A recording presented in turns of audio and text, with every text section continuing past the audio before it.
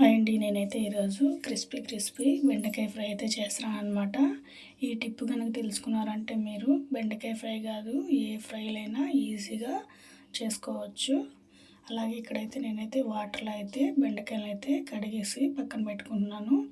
ఇవి తుడిచి ఆరబెట్టుకోవటం అలాంటి ఏం అవసరం లేదనమాట. డైరెక్ట్గా వాటర్లోంచి తీసేసి కోసేసి పక్కన పెట్టుకోవడమే. అలాగే ప్యాన్లో ఆయిల్ వేసుకున్నాను. ఆయిల్ మాత్రం చాలా వేడిగా ఉండాలి. పూరీలు వేస్తే ఎలా పొంగి బయటికి వస్తాయో అలా రావాలన్నమాట ఆయిల్. అంత వేడెక్కిన తర్వాత పోపు దినుసులు ఏం అవసరం లేదు. అలాగే బెండకాయ ముక్కలను అయితే అందులో వేసేసుకొని ఉప్పు పసుపు వేసేసుకొని కలుపుకోవాలి. కలుపుకోవడం అంటే అట్లా చిదురు చేసేయకూడదు. ఒకసారి కలుపుకోవాలి. ఇక్కడ కారం వచ్చేసి తెల్లగడ్డ కారం అన్నమాట.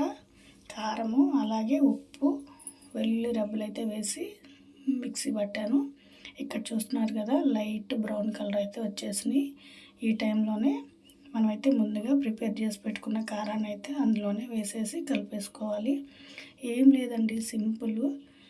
ఏంటంటే ఏ ఫ్రై చేసినా వేసేసి కలిపేయకూడదు, అట్లాగే ఉంచుకోవాలి. ఒక 5 మినిట్స్ ఉడికిన తర్వాత వేగినాక మాత్రమే తిప్పుకోవాలి. అంతే, సింపుల్ టిప్పు. ట్రై చేయండి. ఎలా వచ్చినాయి కామెంట్ బాక్స్లో కామెంట్ చేయండి.